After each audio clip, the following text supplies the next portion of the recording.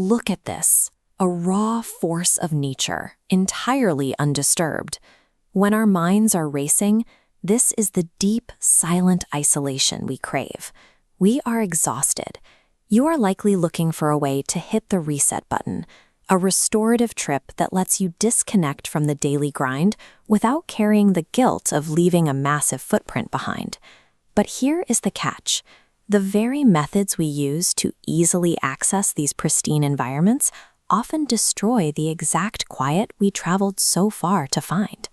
Let's call it the Tranquility Trap. The default choice for remote travel is usually an all-inclusive mega cruise. You book a ticket, board a floating city, and let the operator handle the logistics of getting you safely to the ice. The trade-off is immediate. Pushing a vessel of that scale through fragile ecosystems requires massive burns of heavy fuels, leaving a dense carbon and ecological footprint in its wake. Then there is the psychological cost. Sharing a deck with 3,000 other passengers, listening to constant announcements and churning engines means genuine mental quiet is physically impossible. It is a sharp departure from the brochures. On top, you are sold a serene, minimalist wilderness. On the bottom, the reality, a hyper-crowded, chaotic viewing deck fighting for a photo. The alternative is stepping away from the industrial scale entirely. High-friction, low-impact boutique retreats flip this model, prioritizing the environment over extreme passenger convenience.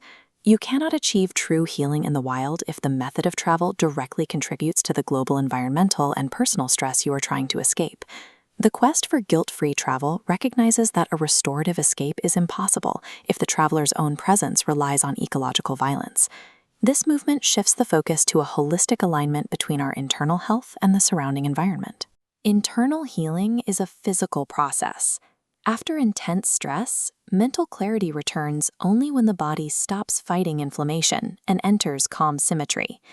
This understanding often grows out of traditional community reflection. It is a collective realization that self-realization requires us to reconsider how our daily choices impact the world we share. This alignment starts with a plant-pure dietary baseline. By removing animal agriculture from the expedition, travelers eliminate the most direct form of ecological friction between themselves and the nature they seek. This isn't a casual preference, it is a structured curriculum. Research at institutions like Cornell University provides the academic foundation for this plant-pure certification, grounding the healing process in rigorous science.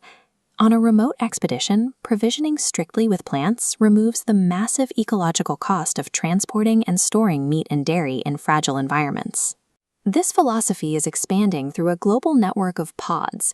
These communities are actively working to transform industrial hubs like the Port of Ashdod into centers that prioritize pure coastal environments over heavy infrastructure. For the traveler, this dietary shift provides the sustained physical energy and mental quietude necessary to fully engage with the wilderness. The conclusion is simple. You cannot extract healing from Mother Earth while simultaneously funding the systems that poison or deplete her. Shifting from theory to practice requires an objective look at the logistical and financial trade-offs you will face. We evaluate these options, mapping planning effort against tranquility impact. The mega cruise is the baseline, easy to book, but crowds and noise mean tranquility is predictably low. In contrast, the boutique retreat requires high upfront effort, but yields the highest impact on mental restoration. High effort means vetting operators personally. You are choosing a path with limited itinerary flexibility, where the weather and the environment dictate the schedule. It also requires a dietary shift. You trade the convenience of an all-inclusive buffet for a locally provisioned plant-based menu designed to minimize harm. The rewards of this friction are tangible. It buys you silent approaches to glaciers and the chance for authentic, undisturbed wildlife encounters that large ships simply cannot offer. We must also address the financial reality. Small group exclusivity and ethical alignment often carry a premium cost compared to mass market options. Outsourcing your logistics to a massive corporation guarantees convenience, but it requires you to forfeit the profound restoration you originally sought. To move from theory to action, follow this 3-step blueprint for booking a truly guilt-free expedition. Achieving tranquility requires a physical separation from the massive industrial infrastructure of modern tourism. Step 1. Select small vessel charters. Prioritize operators that strictly cap their passenger counts below 50 people to ensure quiet and agility. Step 2. Verify certifications. Look for legitimate global environmental equity credentials to ensure the operator's practices match their marketing. Step 3. Plan your provisioning. Ensure the expedition aligns with zero-harm food practices by committing to a fully plant-based, locally sourced menu. These 3 constraints, small vessels, eco-certification, and plant-based food, are what dismantle the Tranquility Trap. This approach represents the art of living in a plant-pure world, where all creatures retain their nourishment and dignity.